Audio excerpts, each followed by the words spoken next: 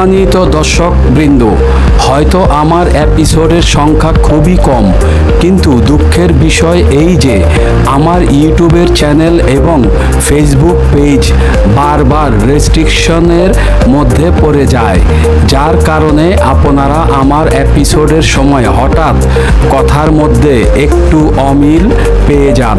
তাই বর্তমান মেটার নিয়ম অনুযায়ী আমি প্রোগ্রাম তৈরি করেছি। সেক্ষেত্রে কোনো প্রোগ্রাম খণ্ড করে দুই ভাগে আপনাদের মধ্যে পরিবেশন করা হবে। এমতো অবস্থায় দয়া করে আপনারা আমার পাশে থেকে সহযোগিতা করবেন। মোহাম্মদ শহীদুল ইসলাম আজিম, নীরব জনতা এবং জাগো জনতা।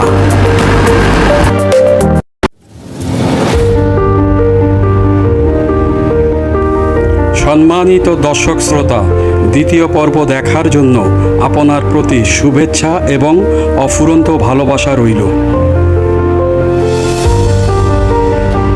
প্রধানমন্ত্রী, তারপরে তার কিছু স্পেশাল আসলে ক্যারেক্টার, যেটা আমরা দেখেছি যে কখনো ছোট শিশুকে কোলে নিয়ে মানে একদম সিম্পল একজন যে নারীর যে ভূমিকা, সেই ভূমিকা অবতীর্ণ। আবার যখন দেখেছি আন্দোলন সংগ্রামে মানে তার শুনেছি ওই সময়ের তার সেই মানে ছাত্র রাজনীতি উঠে এসেছে, তার কৃতিত্বের কথা আমরা শুনেছি। আর বঙ্গবন্ধুর কথা তো এটি আসলে তো শুধু আমরা না, সারা বিশ্বের মানুষ। এই হলো নুরুল হক নূর। প্রয়োজনে মা ডাকতে পারে, কোনো দ্বিধা নেই। আবার প্রয়োজনে বাবাও ডাকতে পারে, কারণ ওদের প্রয়োজন ক্ষমতা।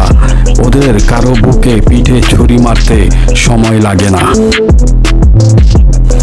কিছুদিন আগে নুরুল হক নূর সংসদে বলেছেন এবং সাংবাদিকদের এক প্রশ্নের জবাবে বলেছেন, সুযোগ সুবিধার জন্য দল পরিবর্তনকারীরা রাজনৈতিক পতিতা।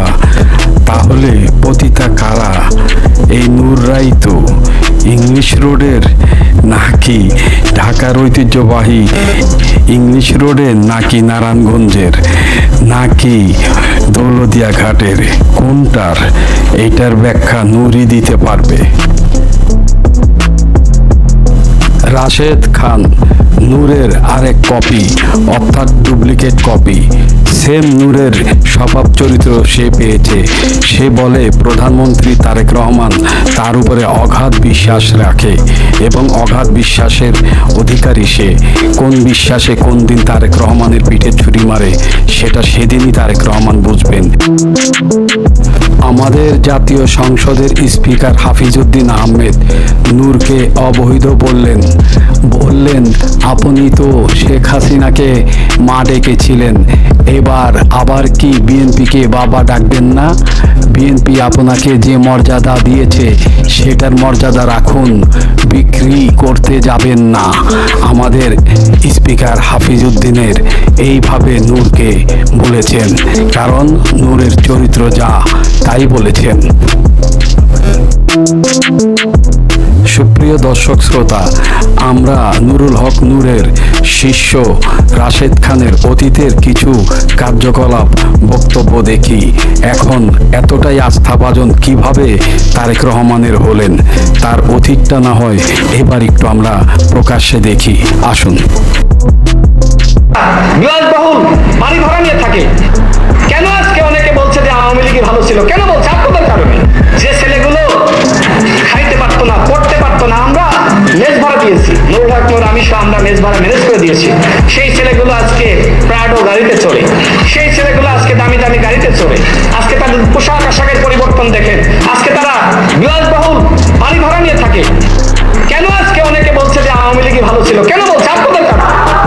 গণপ্রজাতন্ত্রী বাংলাদেশ সরকারের মাননীয় স্বরাষ্ট্রমন্ত্রী, মুক্তিযুদ্ধ বিষয়ক মন্ত্রী এবং আমার সামনে উপস্থিত বাংলাদেশ জাতীয়তাবাদী দল বিএনপির নেতৃবৃন্দ ফুলের তোলা হাতে তাকে রিসিভ করার জন্য।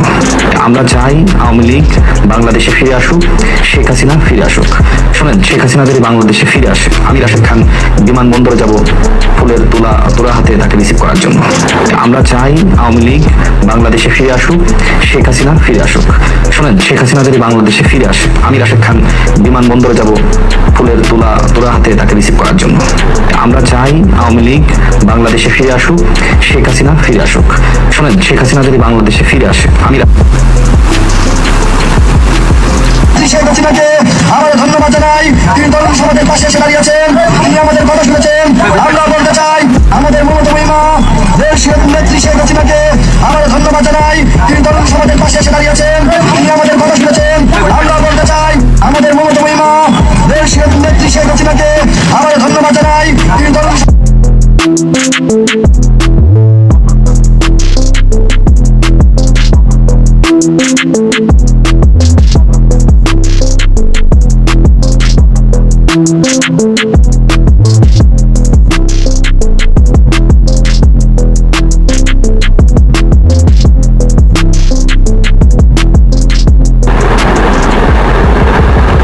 আপনি তো নগদ দিতে মানে ই করে দিচ্ছেন মানে আপনি সাপোর্ট করেন আপনারা আপনি আমার কথা ধরছেন আমি তো আপনি ফোন দেন অনেকক্ষণ থেকে বুঝছেন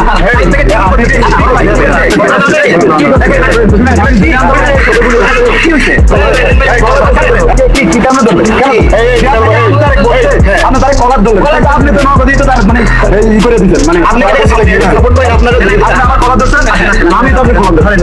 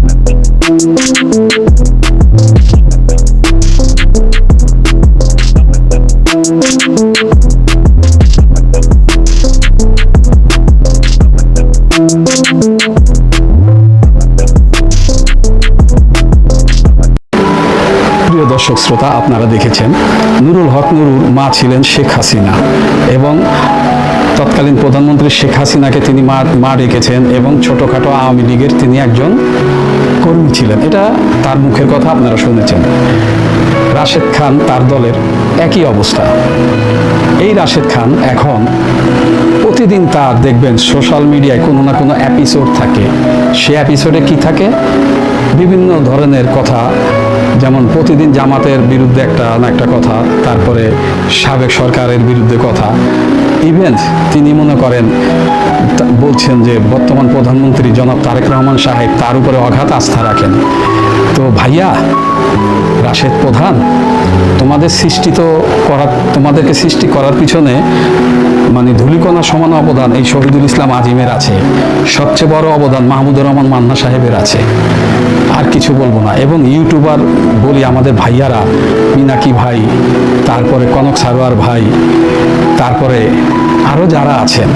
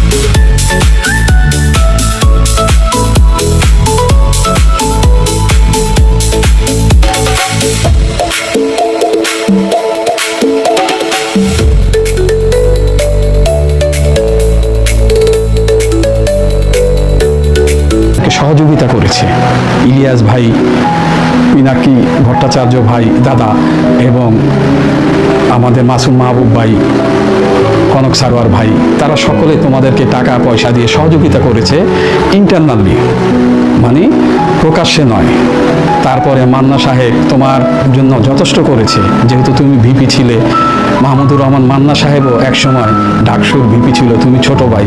তোমার অনুষ্ঠানে যেন একটা ভালো অনুষ্ঠান করতে পারো, টাকা পয়সা তিনি তার নিজের দলের লোক থেকে ডোনেশন নিয়ে দিয়েছে। আর আজ তুমি বিএনপিতে ঢুকে তুমি হয়ে গেলে কি সম্পূর্ণ বিএনপির, রাশেদ খান সম্পূর্ণ বিএনপির, রাশেদ খান প্রধান। তো আমি বলবো যে তুমি বলো রাশেদ খান প্রধান যে তোমার প্রতি যথেষ্ট আস্থা আমাদের প্রধানমন্ত্রীর। তুমি যদি এতটুকু এই কথা বলতে পারো, তাহলে আমার ভাই ডাক্তার জাহিদুর রহমান, যার সাথে আমি সরাসরি অল্প কিছু দিন এবং কিছু মঞ্চে রাজনীতি করার সৌভাগ্য হয়েছিল।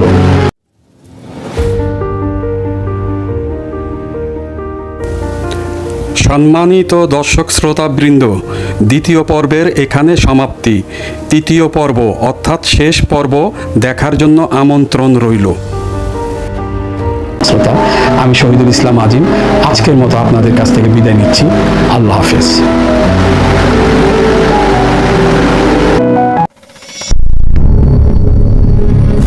নীরব জনতা এবং জাগো জনতা দেশ এবং সাধারণ জনতার কথা বলে।